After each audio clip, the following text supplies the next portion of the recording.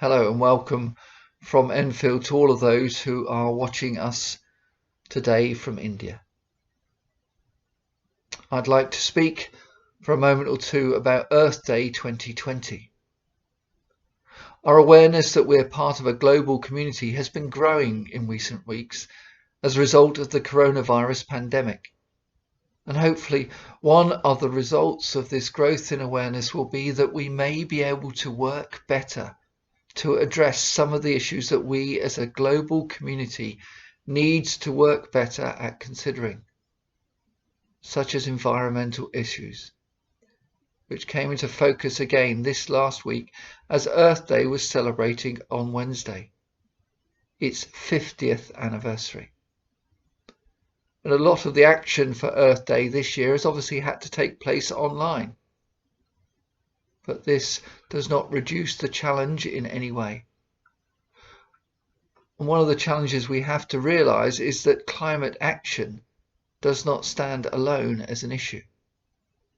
Many of the issues that we need to try to work out how best to deal with are interrelated, not isolated. It's something that I learnt quite a while back when I was setting up a food bank when I was in Dorset in the United Kingdom. The churches there naively thought that operating a food bank was a good thing to do. And it is and was. But as soon as you start trying to help feed people who don't have enough, you suddenly find out that there are other needs that need to be sorted out. New mums who had accommodation but no fridge or freezer to be able to store food. People without the ability to cook anything that you gave them.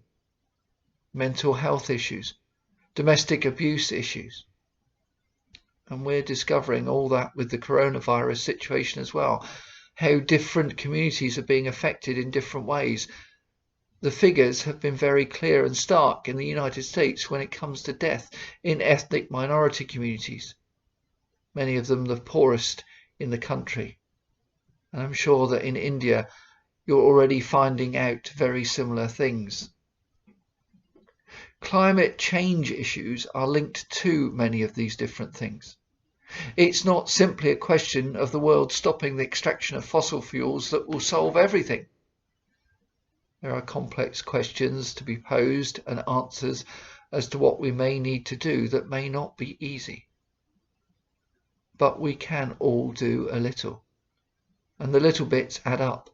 And we can all add our voice when it comes to making change to our communities, to our countries, to the ways we act and how we protect the planet for the future. God created a world that was good. And one of the visions that the prophets had was that the world would be at peace and harmony. The evangelist, Billy Graham, focused on the need for humans to find peace with God. That is vital. But what I think I'm discovering more and more as I grow older and learn more is that peace with our neighbours is part of that. Peace and harmony with the world is also critical. And God's salvation plan is, I believe, for the whole universe. And for our lives, our whole lives need to reflect that call to love one another, to love all created things, and to care for the resources that have been given to us to look after. Dr. Martin Luther King spoke against the war in Vietnam in 1967 with some words that the Creation Justice campaign have adopted to use as their strapline for Earth Day 2020. And I've found them to be challenging to me this week as I've thought about climate change. Luther King said, "We are now faced with the fact that tomorrow is today. We are confronted with the fierce urgency of now. And in this unfolding conundrum of life and history, there is such a thing as being too late. Procrastination is still the thief of time. Life often leaves us standing bare, naked and dejected, with a lost opportunity. The tide in the affairs of man does not remain at the flood. It ebbs. We may cry out desperately for time to pause in her passage, but time is deaf to every plea and just rushes on. Over the bleached bones and the jumbled residue of numerous civilizations are written the pathetic words, "Too late." Those words may be ones we might want to think about in other contexts as well.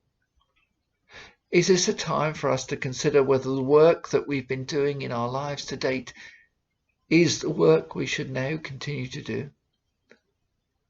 Should we be re-evaluating what we're up to, where we're going, and how best we might use our life? Is our planet's future important or not? We do not want to be a people who find out that it's too late to make the changes that are necessary to make the world a better place in so many different ways.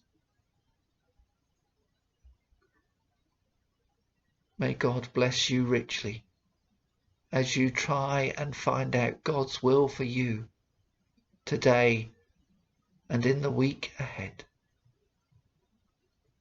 Amen.